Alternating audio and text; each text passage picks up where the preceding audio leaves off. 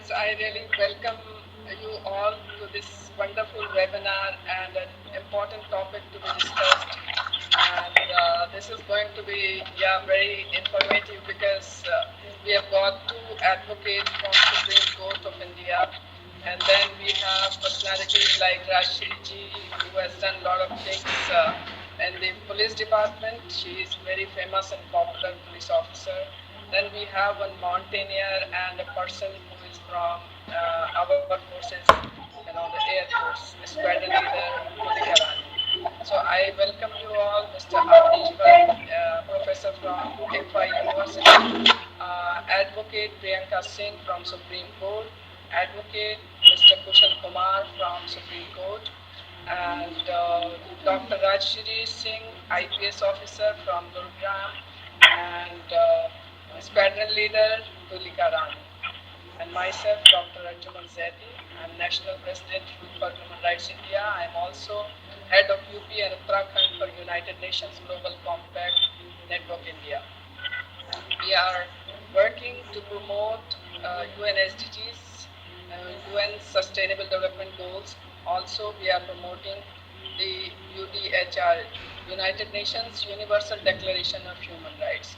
For our viewers, I would like to repeat, especially for the students and the children, the story of human rights in a very brief way. Uh, After the Second World War in 1945, there was a lot of destruction and the earth was in a very devastating situation. Millions of people died because of the wars and a lot of property and wealth was destroyed. So everybody, all the nations decided that we should have some concrete uh, solution to this problem, and we should move forward with the line of peace. And then there in 1948, on 10th of December, United Nations Universal Declaration of Human Rights. This charter was approved by all the nations as UN members, and then these 30 articles are called 30 human rights, and they came into being. And this is for everybody, all the nations, everyone has covered the rights. And this for this particular charter is not for any country or for any person, it's for everyone on this earth. So at the moment we are going to discuss article number 19, uh, freedom of expression. Everyone has a right to freedom of opinion and expression. So obviously, but at the same time we have a responsibility. It doesn't mean if we have a freedom of expression and right to speak, it doesn't mean that we will, target the dignity of a person or we will spoil somebody's reputation. So we have to always be very cautious while speaking. Our words should not be hurting or harmful for any other person. If we do so, then our right finishes at that moment, and the right and duty comes in between. Right of the other person, that he has a right to maintain the dignity, and you have a responsibility to maintain the dignity of other persons as co-citizens, as the people of the world community. So I once again welcome you all. As this senior most among us is our dear most Rajshri Singh ji. So I would like to invite her for her presentation first as an opening speaker. So welcome you, ma'am. Your presentation, Thank please. you. Thank you so much. Should I continue, Miss Anjuman? Yes, ma'am. Uh, so, good noon, all the participants, organizers, and host, moderator, Miss Arjuman Jedi. Today is the series of webinars on human rights conducted by you all. I am going to speak to you on freedom and expression. The freedom of expression has two phrases. First, freedom, and then expression. The freedom is power. Power to write, power to express, power to speak, to act. This is rendered by our Indian Constitution as a principal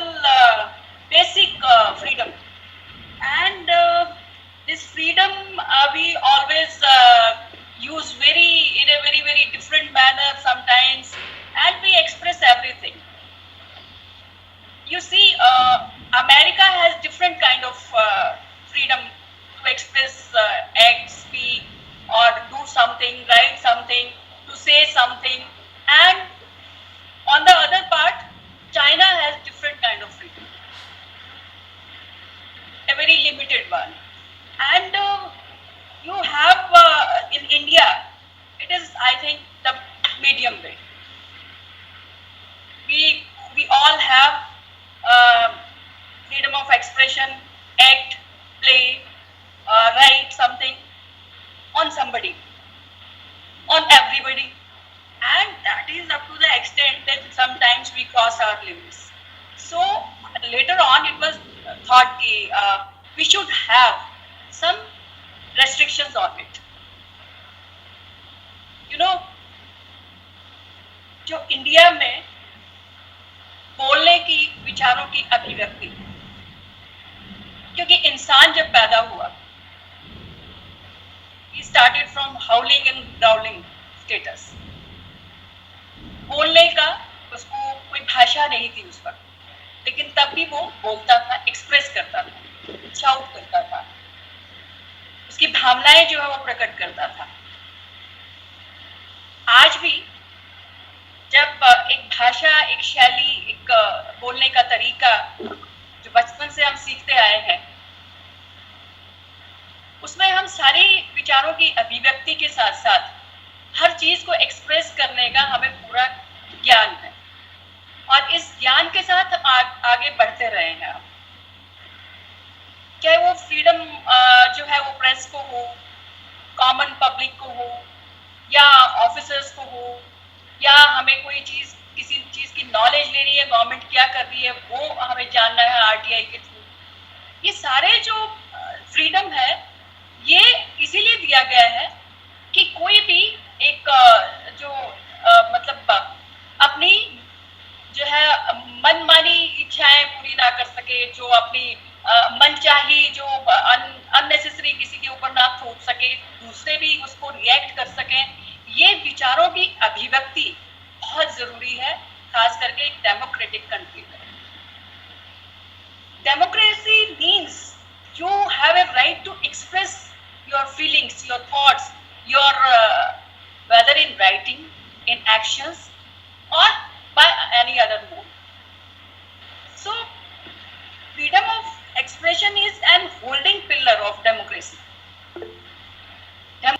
Think before you speak. Ma'am, I have a question for you. Ji. What are some of the main challenges you are facing during COVID-19 as a police officer? If you can answer in very brief so that we have limitation of time. Miss Jaideep, मैं ये बताना चाहूंगी कि पहले जो police की एक image होती थी सबके मन में, तो एक डर था, हेट्रेड था. लेकिन अभी कोविड-19 के बाद ब्लेसिंग इन डिस्गाइज ये है कि पुलिस वाले जो अच्छे काम करते हैं वो बहुत उभर के आए हैं. पुलिस वालों ने खाना भी बना के दिया है, पुलिस लाइन्स में खाना भी बनता रहा है, पुलिस लाइन्स में मास्क भी बनते रहे हैं जो लोगों को डिस्ट्रीब्यूट करते रहे हैं, कंटेनमेंट जोन्स में हमारे लोग जाते रहे हैं, दवाइयाँ देते रहे हैं, बुजुर्गों का जन्मदिन मनाते रहे हैं, और बहुत सारे काम इस तरह के करते रहे हैं जो सोशल वेलफेयर के काम हैं. कोर पुलिसिंग भी साथ साथ कर रहे थे, लेकिन सोशल वेलफेयर बहुत उभर के आया है. एक ह्यूमन फेस जो पुलिस का वो सामने आया है, और मैं बहुत खुश हूँ कि लोग बहुत इज्जत की नजरों से देखते हैं. अब कोई ये नहीं कहता है कि पुलिस वाले चौराहे पे खड़े हैं तो पैसे लेने के लिए खड़े हैं. अब सब लोग कहते हैं कि पुलिस वाले अगर चौक पे खड़े हैं तो कोविड-19 से लोगों को बचाने के लिए खड़े हैं.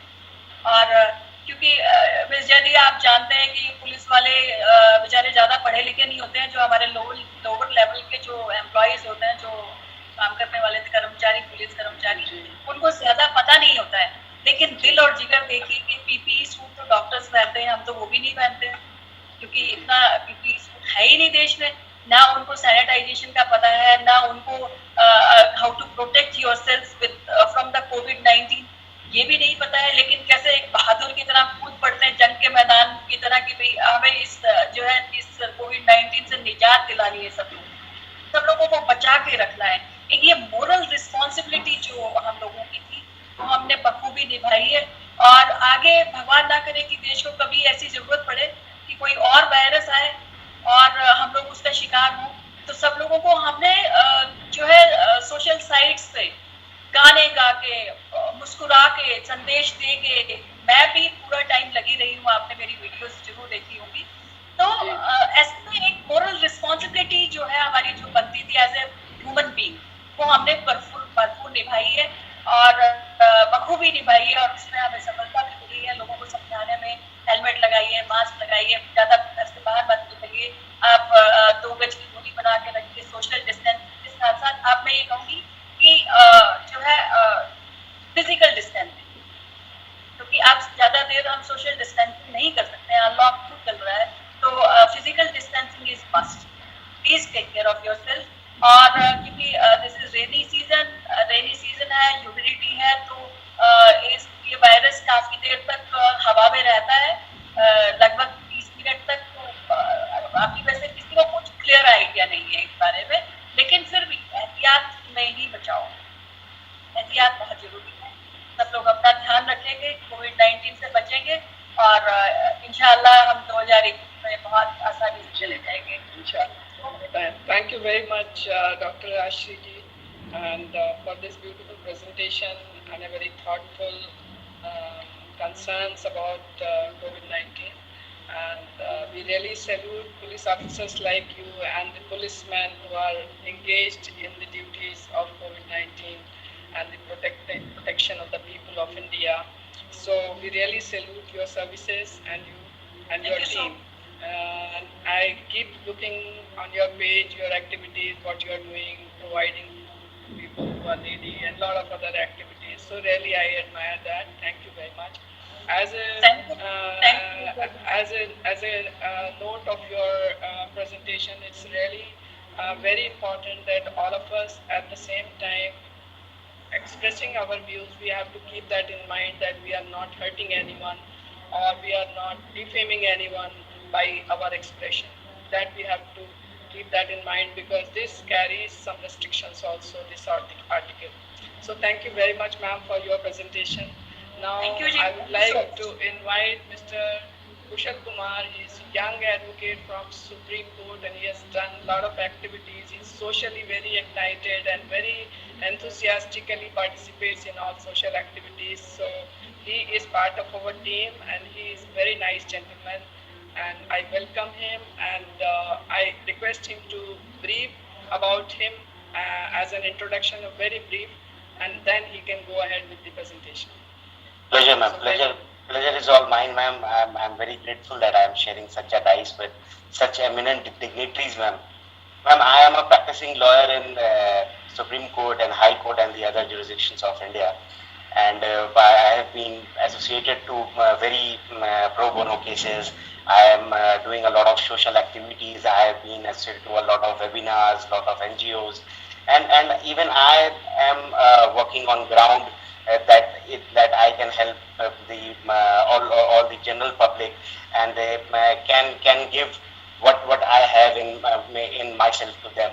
I have just opened my own law firm, and I'm just trying that I can give more and more pro bono cases to all those underprivileged and downtrodden people, because that is what my professional ethics says.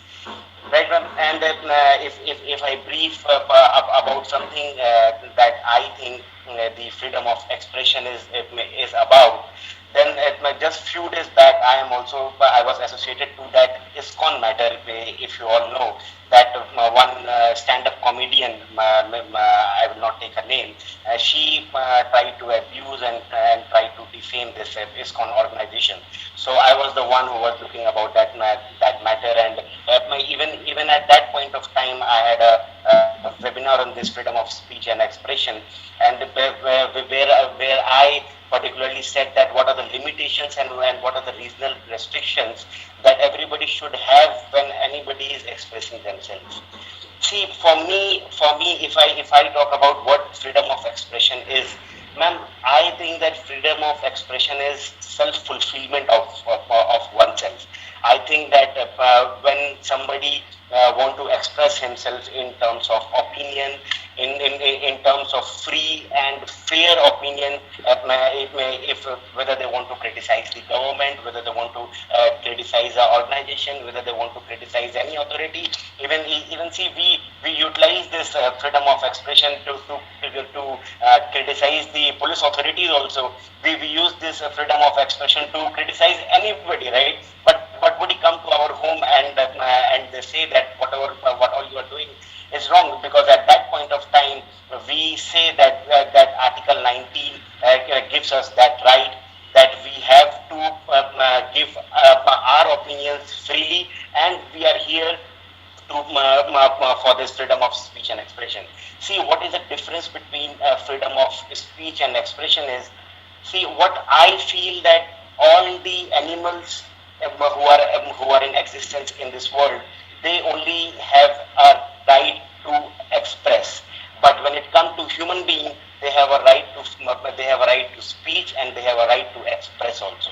So that makes a difference, and we are very fortunate enough that we are expressing ourselves. So what comes to the expression is that it's a right to express one's thought and to communicate freely with others, to affirm the dignity, and to we should realize what a worth and what is the significance of each every member of the society. We have to understand that what is the importance of each and every individual.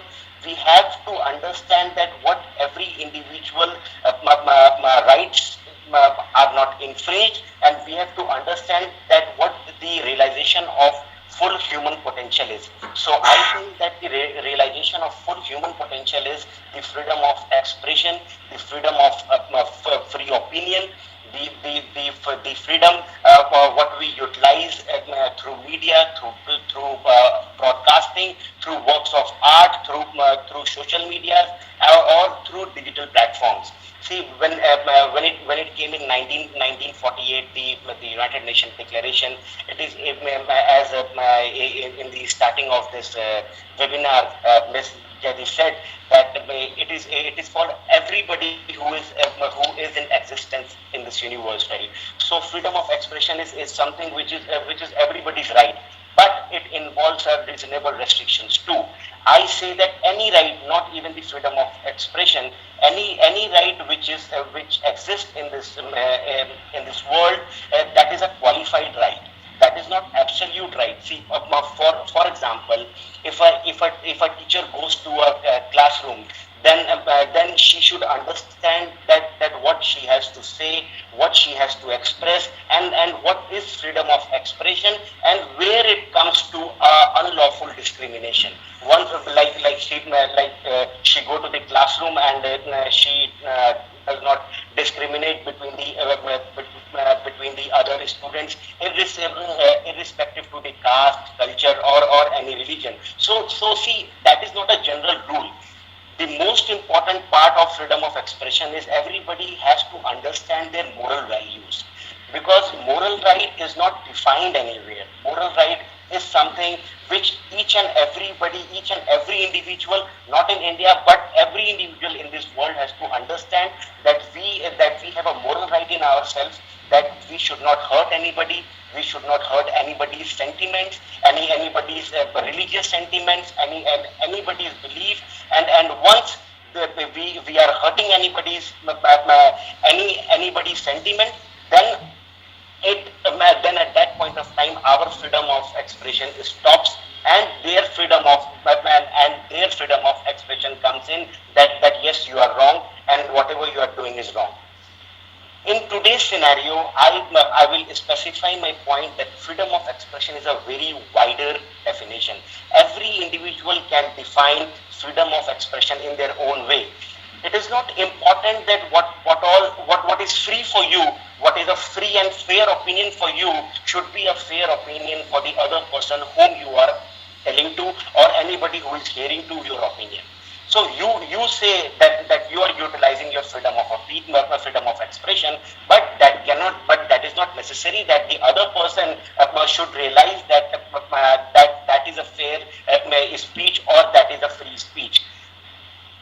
In today's pandemic situation, the most important freedom of speech and expression is for the journalist, is for the medical professionalist, is for the authority who are the frontiers like police authority.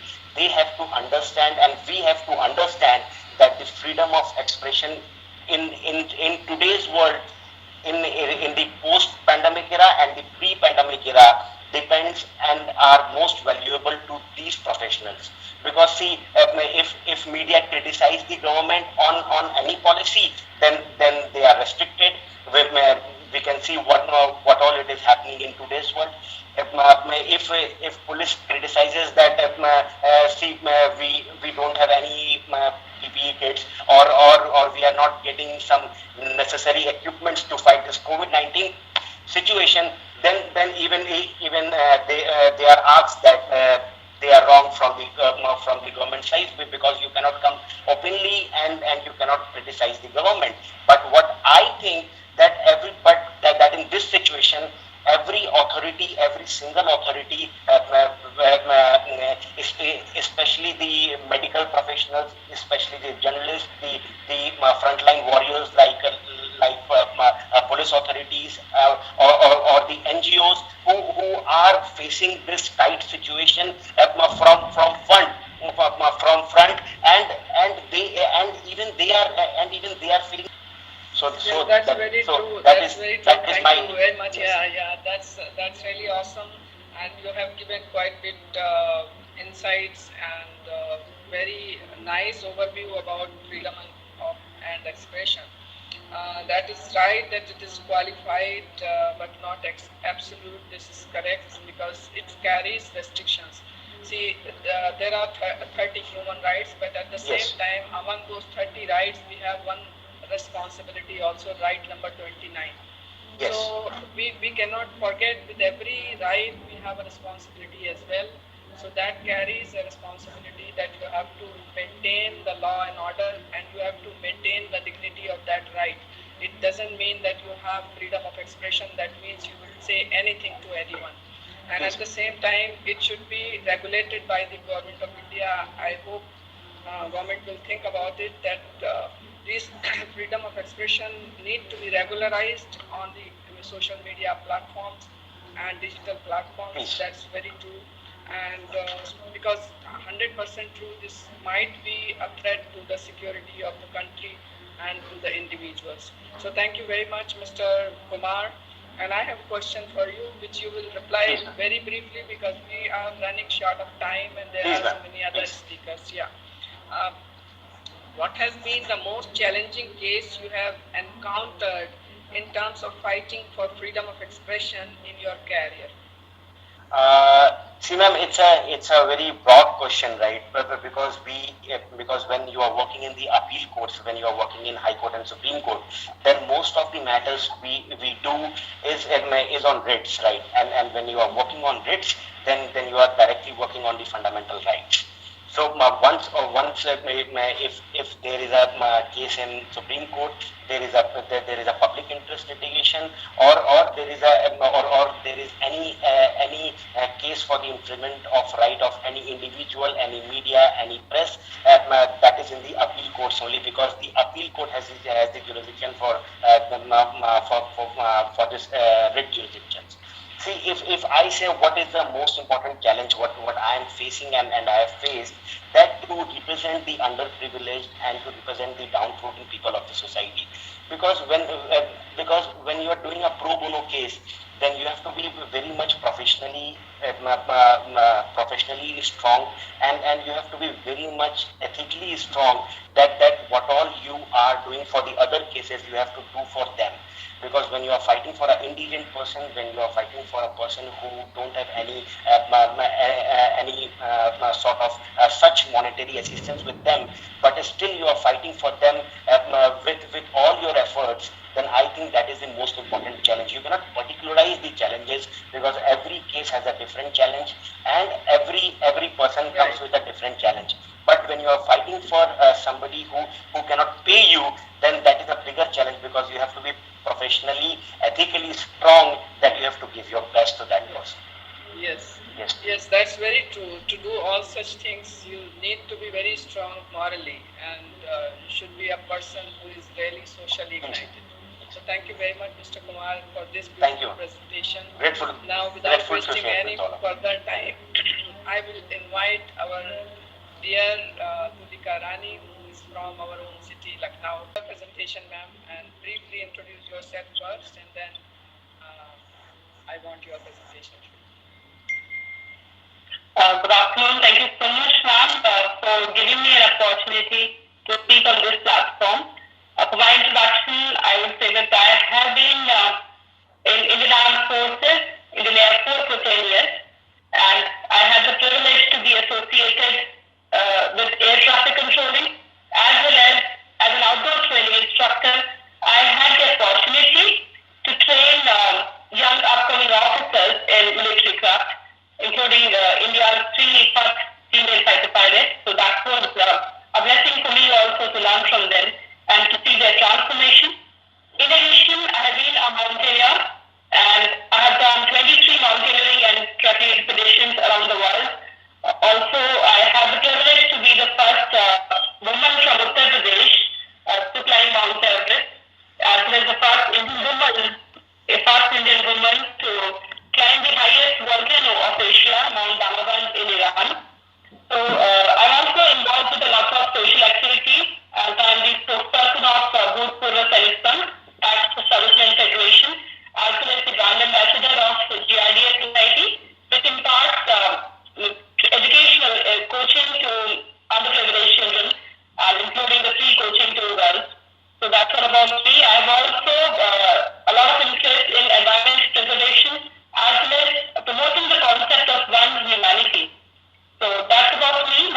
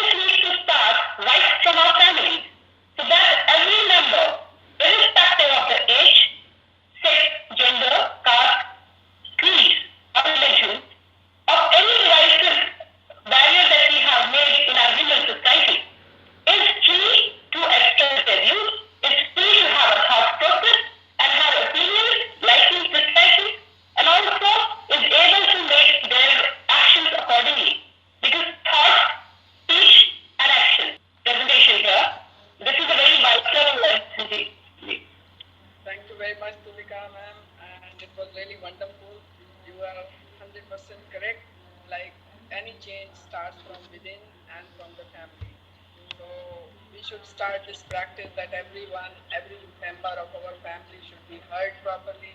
Always a good speaker is a good listener also. So, and apart from that, I would like to mention here that Mahatma Gandhi has quoted that any change you want to see in the world, be the change, you know. So we have to be the change to see what we want to see in the world. So that's very right. And I have a question and which you can reply very briefly because we are having no time, already finished the time. Can you share a memorable incident with our viewers while you were part of the Indian Air Force? Yes. There was a time when it was my first posting. I was a very young officer, and there was a non-combatant, an elderly person, who had run away twice or thrice and been absent without leave. So, as per the rules, because Ford has a very defined rule for everything, as per the rules, he was to be apprehended, brought back, and given an accordingly punishment for that offense, because it was an offense to be absent without leave. But and I was made the investigating officer for that case. And I still remember when I talked to the person, I realized that he runs away because unfortunately, in a natural disaster, his entire family was wiped off, and he had no motivation to work anymore in that setup. He just wanted to go back to his village and live there with his roots, perhaps with the memory of his family members. He had not taken any possession from the government, neither his card nor any other, nothing stolen also. He would just go away. So when I investigated this case, I'm if I had to go by rules, I would just recommend in my report that this was the offense committed. He has agreed to it, and now this is the punishment by the rules which should be meted out to him. But on humanitarian basis, I wrote a note in that report that considering his situation, a humanitarian view shall be taken, and accordingly the case shall be dealt on a humanitarian basis. So this was my power of expression which I utilized even in a setup which goes strictly by the rules. So here I can say that if you utilize your power of expression in a constructive way, this will be better and it will be for the betterment of the humanity of your fellow beings. So this was one example that I wanted to give. Yes, thank you very much. That's really nice, and thank you for this beautiful presentation and accepting our invitation. Thank you very much once again. And now, Avneet ji, you have to wait for a little bit. आपको अपनी team है, so there is no problem. But we have a guest here, Advocate Priyanka Singh. She is also from Supreme Court. So let's hear her what she says. So, ma'am, over to you for your presentation. And briefly, please introduce yourself and then give the presentation. Good afternoon. I am Advocate Priyanka Singh. Today we have assembled here. I'm just going to be very brief because I think actually we have run way. 1 second, just Rajshri Singh ji. So I would say that today we have assembled on a very important and on crucial duty topic. right now. I think she might have to go somewhere, or so please let's say goodbye to her for the time, and she will come again in some other program. So thank you very much for coming and giving so much time, and we are looking forward to have you another time and welcome you in another program. Thank you very much, ma'am.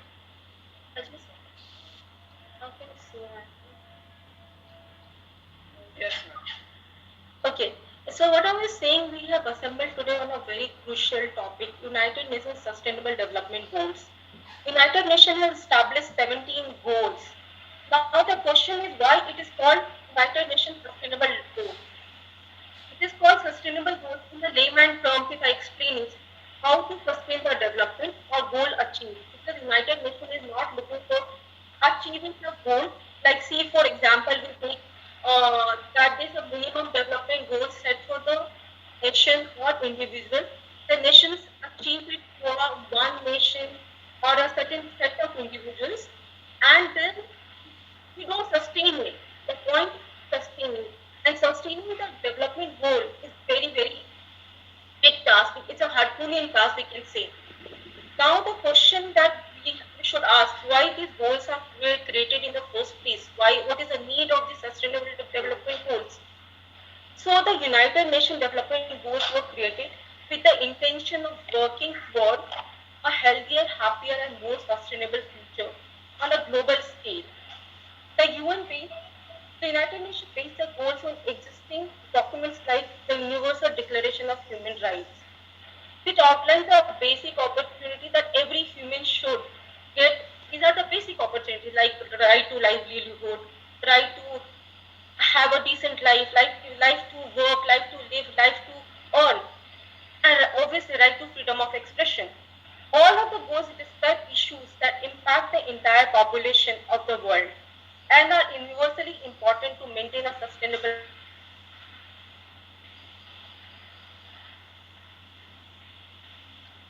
Ma'am, we can't hear you right now. strong There's some. institution. Yeah. It is one of the 17. Yeah. Oh, it's okay. It's okay. Okay. It is one of the 17 Sustainable Development Goals established by the United Nations way back in 2015. In the same spirit of achieving sustainable development and basic human rights, it talks about freedom of speech and expression. Now we can ask a question to answer what is freedom of speech. It's a very basic question, but I would like to again explain what is freedom of speech. Freedom of speech is a principle that supports the freedom of an individual, not only an individual but also a community, to articulate their opinions and ideas without fear of retaliation, censorship, or legal action. Now, what is freedom of expression? Freedom of expression is a little wider term than freedom of speech because it involves seeking, receiving, and imparting opinion, ideas, irrespective of the medium. It can be through online, it can be a art form, it can be a speech. The freedom of expression is recognized as a human right under Article 19 of the Universal Declaration of Human Rights. I would like to see how QDSR has defined Article 19. Because it's a very, the definition is beautiful. I was just going through it. It is so well presented that almost every aspect of freedom of expression and speech is covered. So I'll just read it out. Universal Declaration of Human Rights Article 19 states that everyone has a right to freedom of opinion and expression. This right includes freedom to hold opinions without interference and to seek, receive, and impart information. I would just repeat: seek, receive, and impart information and ideas through any media and regardless of the frontiers. However, ICCPR has amended this freedom in subsequent amendment, and it says that these freedoms cannot be unbridled. It cannot be a wild horse. You just cannot mouth, put your foot in your mouth. There has to be some, uh, and ICCPR has stated that the exercise of this right carries special duties and responsibilities.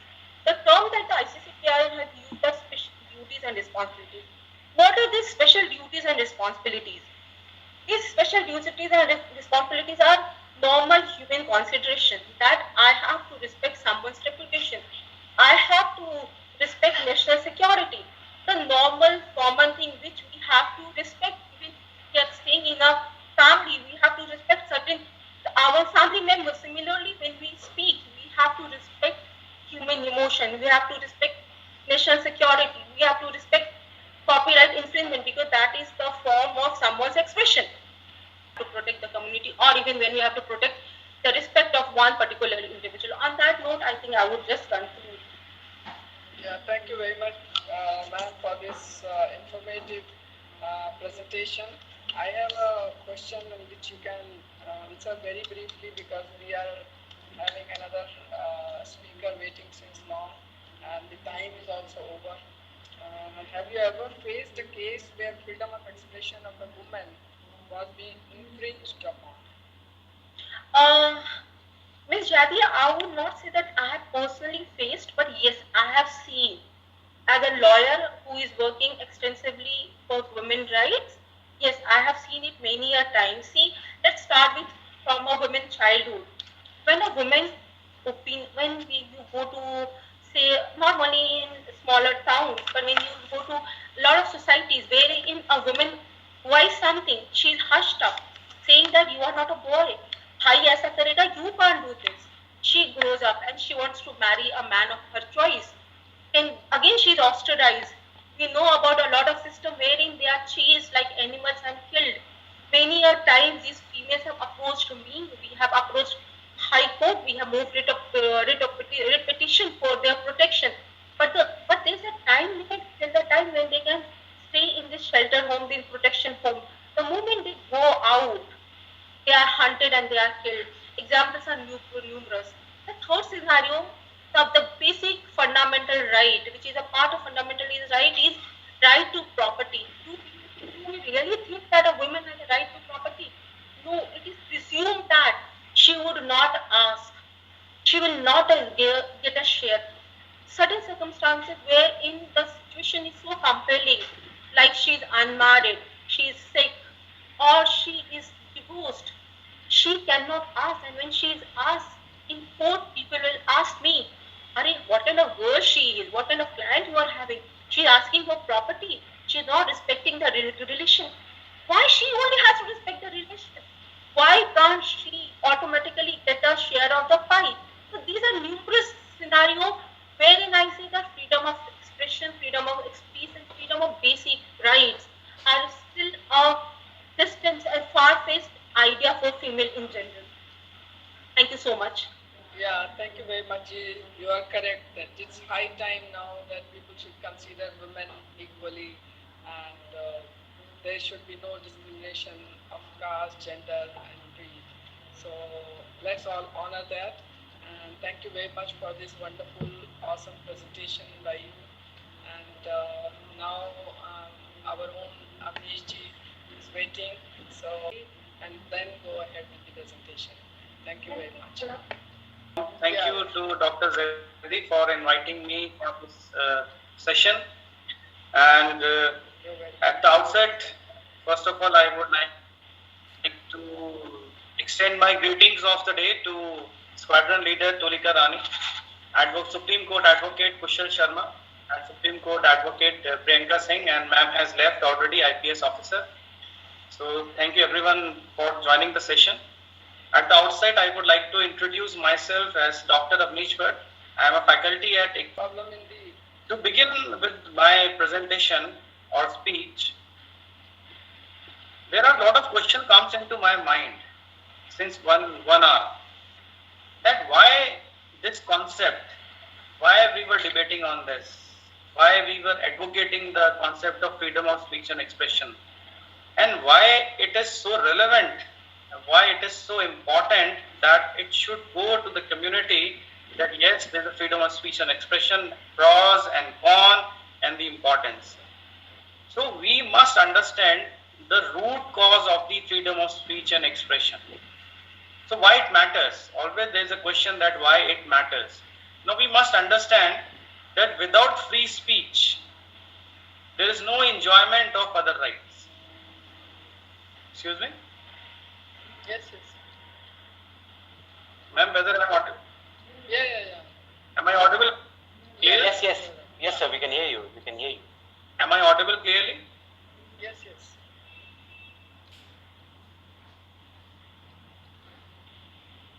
We can hear you.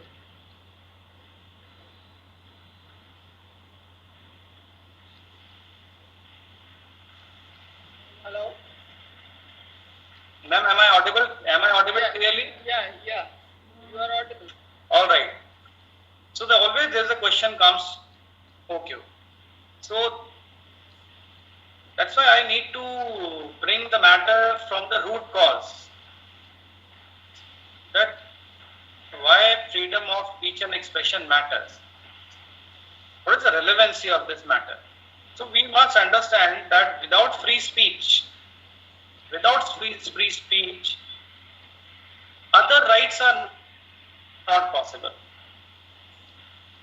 So there is always a linkage of the other rights synced with the freedom of speech and expression. Now we had a discussion, Advocate Kushal has advocated about this concept, Advocate Priyanka has communicated, squadron leader Tulika ma'am has communicated, so many perspectives. So there are certain demerits also to speak in the last, but there are certain merits also to speak in the last, because I can conclude with all the perspective on the one single platform. So I will categorize this into three different perspectives. First is the legal perspective, then the social, but the viewers are heterogeneous in nature. So we are having the viewers in a heterogeneous matter. So that's why if we only talks about the legal perspective, that maybe many of the viewers miss the real essence of freedom of speech and expression.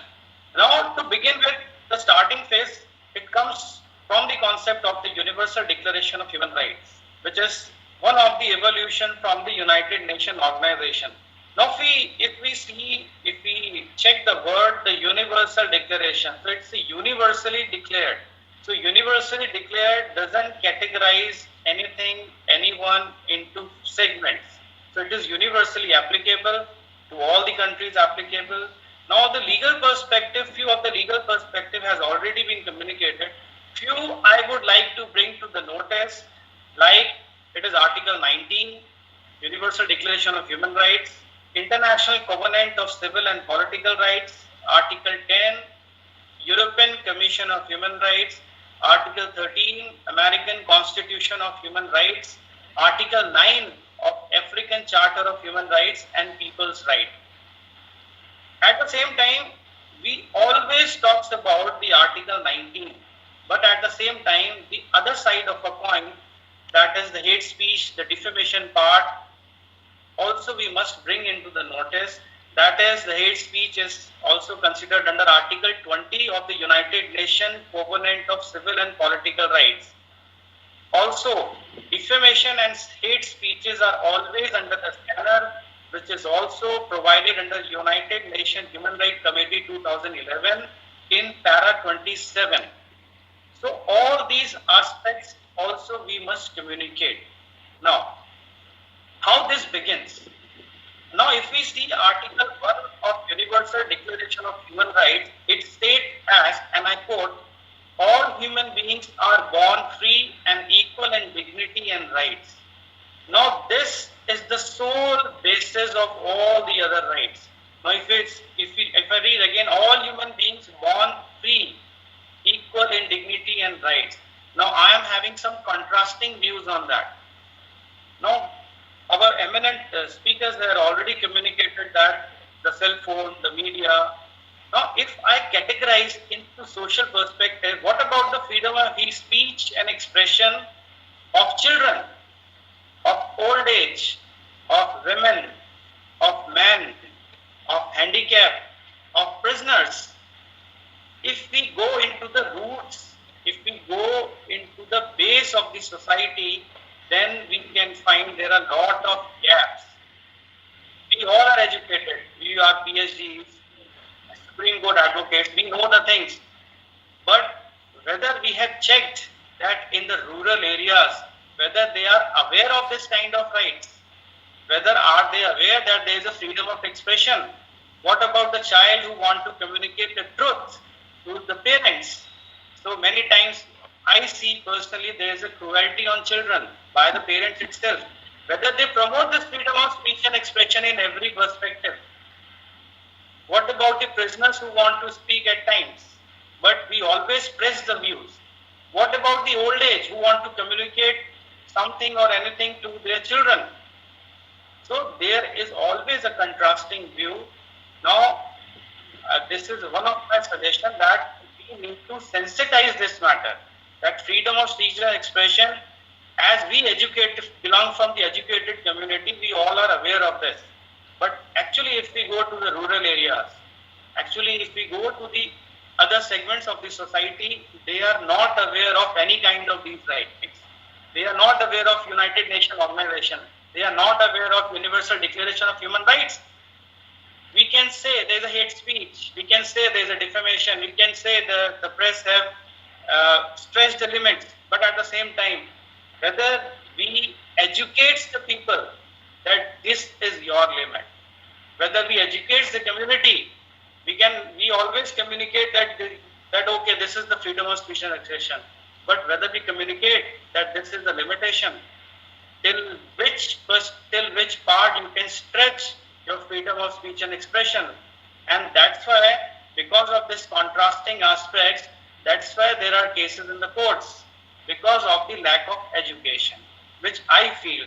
Now, if we only address the legal perspective, now what about the child who is studying and the commerce? What about the child who is studying science? Whether they are aware of the freedom of speech and expression, whether they are aware of the rights.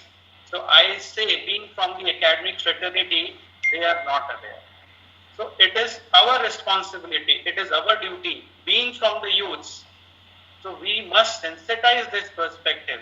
The more we sensitize, the more we get positive response. The more we sensitize, the more we got the healthy society. Because if we can educate every part of the society, their rights, Universal Declaration, United Nations Charter, Constitution of India, these are the basic perspective. If we able to sensitize the society, then of course the result will be positive. So these are one of the matters which needs to be addressed. Of course, there are legal perspective, there are lots of cases. So freedom of expression, of course, not absolute, and it must not be absolute. And that's why the restriction has been provided under Article 19, Clause 3 of International Covenant of Civil and Political Rights. And that's why the demarcation has been provided under Article 20 of United Nations Covenant of Civil and Political Rights. And that's why the demarcation has been provided under Article 19 of Constitution of India. But the only thing which I feel from the academic fraternity, that there is a huge gap regarding the educational perspective between the society. Because they are not aware, because they are not aware of their freedom of speech and expression, because they are not aware of the upper limit that they cannot stretch up to that level. So that's why there is a crime. That's why the media issues are there. That's why the other associated issues are there. So what I suggest, we must sensitize the issue. We all having certain responsibilities. If we able to sensitize the issue, if we take forward the United Nations Sustainable Goals and go to the society, educate them in such a manner so they can mold themselves in a positive perspective. So rather than I would like to stop here because we have already consumed a lot of time. So thank you, ma'am, for the opportunity. So this is my crisp and short. Thank you very much. And this was perfect and very informative and very positive. That is 100% correct. That we should ignite and sensitize our children and youth because they are the generations who are going to lead us. So we have to really prepare them to become good leaders and to be positive and create awareness about Universal Declaration and Sustainable Development Goals in the masses and interior areas like villages and uneducated class also. So as part of our campaign, we are doing that, and Mr. Avnish Bhatt is part of our team, very integral part of our team. We are doing a lot of activities together, and last year as we have ignited almost 1 million people, and this year also we had a plan, but because of the COVID, we are not going to address the masses and gatherings. We are not doing anything like that, so we are just using this web platform, and I'm sure many of the people will get enlightened by your valuable thoughts. All eminent speakers have given a very wonderful overview about this subject and the topic. So thank you very much, all of you. Thank you. Coming. Thank you, ma'am. Thank you for the opportunity. At last, I will ask one question. And Avnish, very briefly, like the presentation you have given perfectly. So very briefly answer this question. It's very important because it's related to youth. He's very popular among the youth because he's a young professor and his students are amazing. He has trained them well. They are socially ignited and very nice, cultured. So thank you very much, Priyanka ma'am, for coming. Thank you so much, ma'am, for having me. Dulika ma'am, you are going to be our team now. And Thank you. For that, yes. Thank you. And you already are part of a team. So Bye, Fabina. Mr. Kushal is already a part of our team. So Please. whenever I talk to you, I get a lot of positive energy. As a youth advocate, he talks about positive things and he's very bright. So thank you very much for coming and Grateful. giving your Grateful. valuable time. Thank you very much, everybody. And I enjoyed talking to you, and this was really fruitful.